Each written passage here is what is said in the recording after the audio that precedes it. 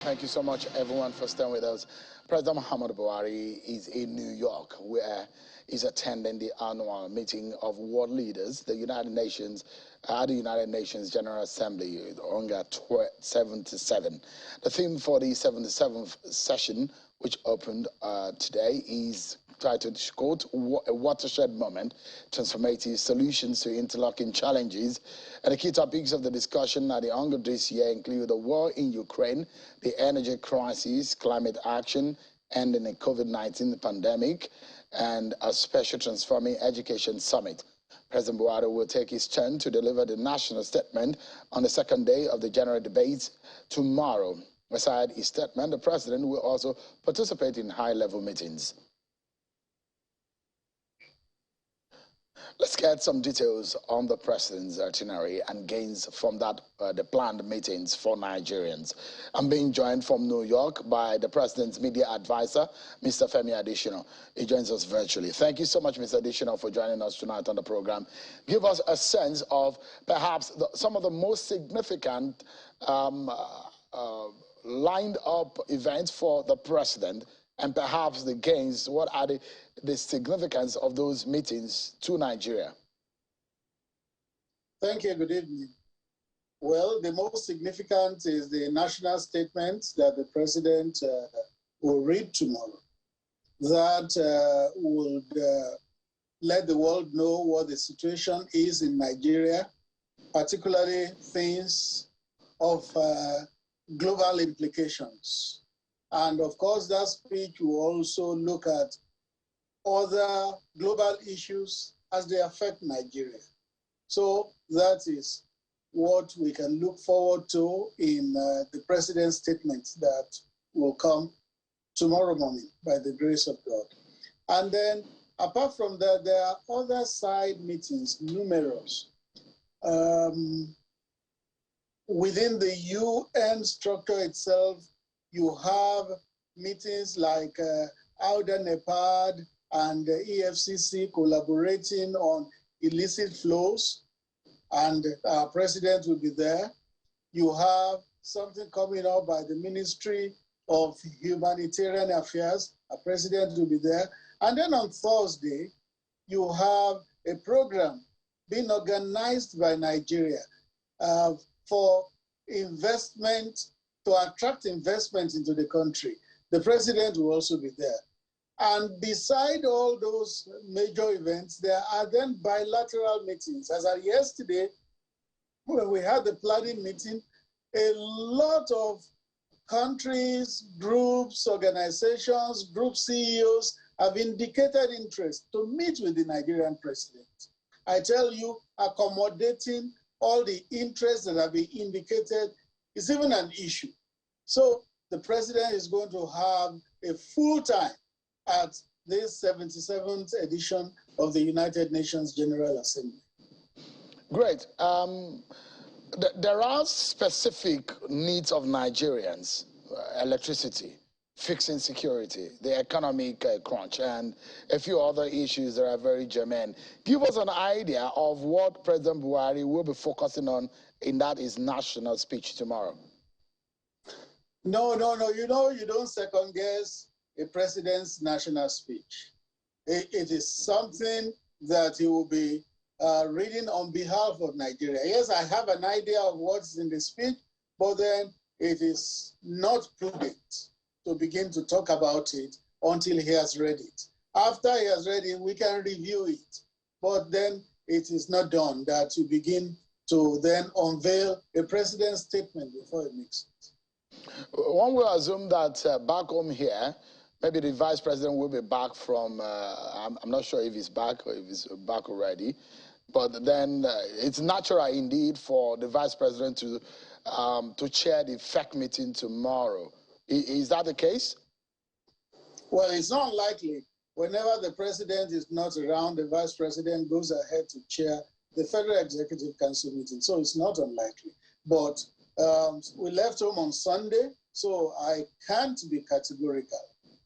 But that is what usually happens. When the president is not around, the vice president chairs the council meeting. It's interesting that the president of South Africa there are reports that he left the UNGA meeting and had to go home because of the power electricity crisis back in his country. The flip is the case in Nigeria, because electricity problem has come to stay with us over 20 or more years. In fact, almost 40 years now. There's been cry about electricity, although the government under President Buhari has said it's going to be fixed. At some point, and at that United Nations conference in the past, the president has taken up that issue of electricity and how Nigeria is hoping to fix it. If we may take this opportunity to ask, this electricity problem, the issue of Siemens, or is it Siemens or Schneider now? I can't remember vividly, the German company. What is the state of things? Can you bring us up to speed? Will electricity also be a matter to be discussed at the end of those meetings? Yes, in the general themes of UNGA, energy crisis, particularly as precipitated by the Russian-Ukraine war, is something to discuss. But you know that at the microcosm level, as it affects Nigeria, that is also something that may come up in the different bilateral meetings our president will hold. We have an agreement with Siemens, which is making progress now. You know that it was slow at a point, but in the past couple of weeks, we saw different kinds of transformers and electricity equipment coming into the country. And I can assure you that there is progress on that relationship we struck with Siemens. President Buhari is determined that before he leaves in maybe another 8 months, there will be significant progress in delivering electricity and power to Nigerians. And whatever it takes to do it, he will do. Can you give us an understanding, because before he leaves office is between now and May next year. Can we get some more specific? I mean, how much of progress are we expected to see in that regard if the promise on fixing the electricity problem is a major target for this government? What are we expecting? How many megawatts is the target of this government? When perhaps should we be seeing? Because it does look like a lot of talk, a lot of meetings, a lot of money, a lot of engagements, but no movement that have been seen in the past few weeks or months since some of these agreements have been made. Can you be more specific? Some good news that you can give to Nigerians, perhaps some of those who are running generator to watch this program right now. Well, that would not be quite fair to me, because there is a minister of power you should have directed that question to. It's the minister of power that will give you the brass tacks, all the details that Nigerians will need. But when you said there has been no movement, that is not quite true. I told you just now that some transformers and electricity equipment came into the country recently under the Siemens deal. So that does not tantamount to saying that there is no movement. There is some movement, and that movement will eventually translate to better power for the country. Well, as far as Nigerians are concerned, I know in the villa there is uninterrupted power supply, but movement as far as Nigerians are concerned is when they find power, when they want power and they get it. When they go to their offices and the industries in Nigeria are able to power without having to spend the hard-earned money on diesel that is now the price has been up. That is perhaps going to be the movement as far as Nigerians are concerned. This is not the first time we are hearing deals on power issue. And that was why I said, if you can be specific, and I'm speaking to the mouthpiece of the president, and he's the leader of the country. And so when I speak with you, I imagine that we're speaking by proxy to President Muhammadu Buhari.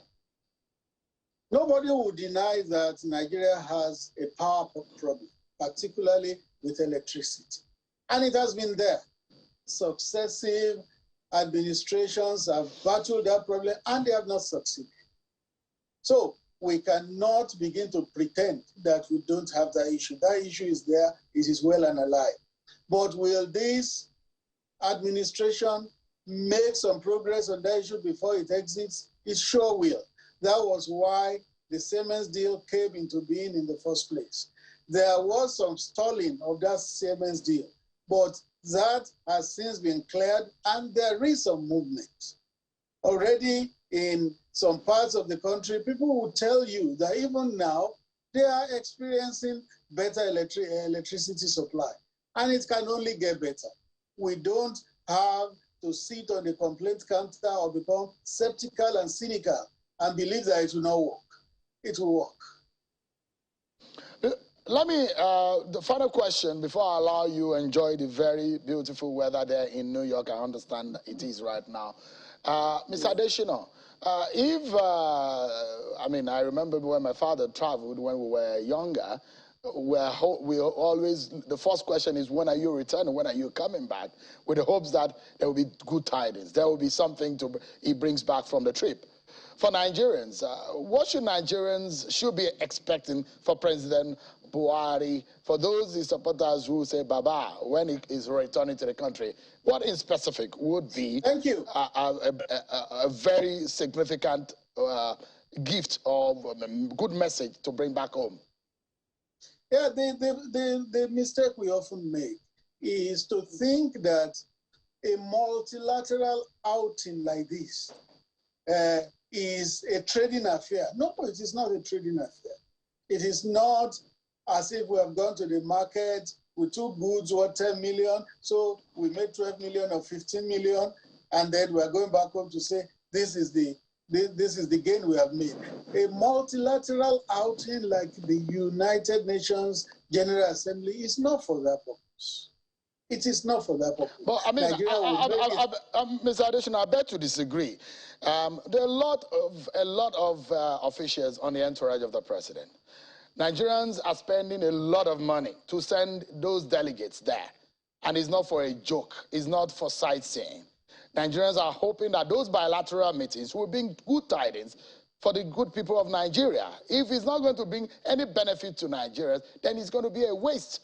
I mean, so that's the reason why I'm asking the question, what will be the significant gain for Nigerians, for those people, the long list of the people who are on that trip?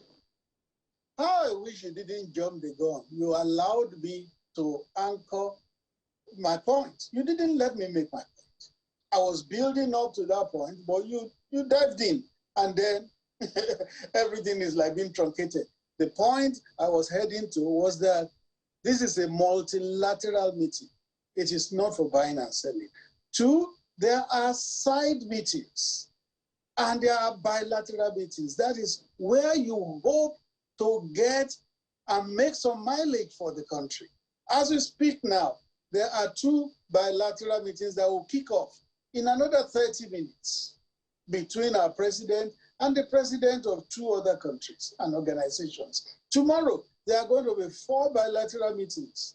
And then Thursday, Friday, Saturday, till we leave here, there are bilateral meetings already lined up. That is where you hope to make those kind of gains you are talking about. But that is why it's called sidelines of the UN General Assembly. The main purpose for coming here is to be part of the global debates on germane issues like climate change, Russia-Ukraine war, post-COVID economy, and all that. Those are the main issues.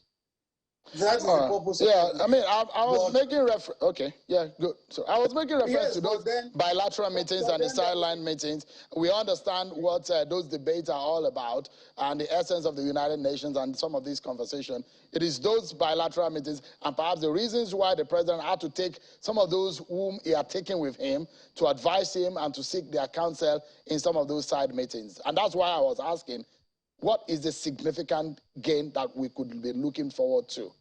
What are the major expectations? Those meetings are not even held.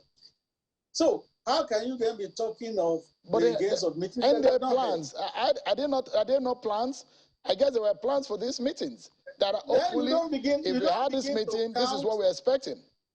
You don't begin to count the outcomes from those meetings until the meetings are held. That's what I'm trying to tell you. Those meetings are lined up. All right. 2 today, 4 tomorrow, like that up till Saturday. At the end of it all, if you now ask me what were the gains from those meetings, then we can talk about it. Not talk about gains of meetings that have not held. All right. Thank you so much, Mr. Adesina. We will have to speak with you after those meetings. But look, I'm talking in this perspective. When someone sponsors your trip, the person wants to know what the gains and the benefits. Nigerians are sponsoring this trip and they want to know. That's why I'm asking the question. But after the trip, after those meetings, we want to know, Mr. Adesina. Okay. Thank you so much, indeed. I appreciate it. Thank you so much for your time. It's all right. I appreciate it. It's all right. Please enjoy your time. Thank you. Yes. Thank you.